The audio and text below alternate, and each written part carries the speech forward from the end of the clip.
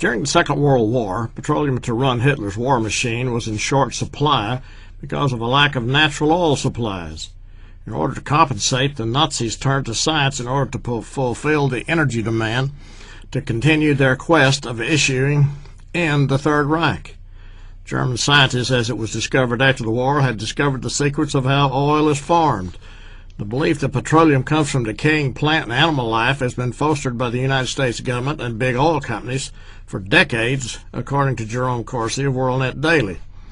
According to an article appearing at WorldNetDaily.com, dated April 25, 2012, entitled, "How Did Dinosaurs Get Miles Under the Earth?" defies traditional beliefs of how oil is formed.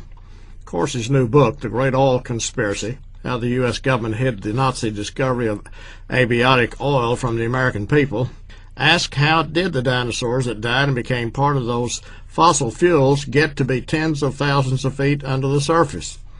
According to the book, after the war, U.S. agents confiscated thousands of Nazi documents on how oil is formed, known as the Fischer-Tropsch process. These documents unlock the secrets of how oil is formed and the equations of how to develop synthetic oil to continue Hitler's quest of world domination. Corsi states that for decades, the confiscated German documents remained largely ignored in the United States, where petrogeologists and petrochemists were convinced that oil was a fossil fuel created by ancient decaying biological debris.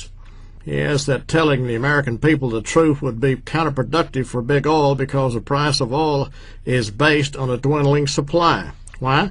Because if oil comes from decaying plants and animals, there were only so much of that, then eventually we would run out of the existing supply because it would not continue to reproduce itself. Even now we're told that the supply cannot meet demand, so it is necessary to increase prices to compensate. However, if oil is a continuing and renewable resource, therefore an inexhaustible supply, gasoline prices would plunge. Corsi writes, the Nazis learned how to make synthetic fuel, but that the Fischer-Tropsch equations that the Nazis developed to produce synthetic oil unlocked the secret of abiotic oil and explain how the earth produces oil naturally without organic material at deep earth levels on a basis that is continuous even today.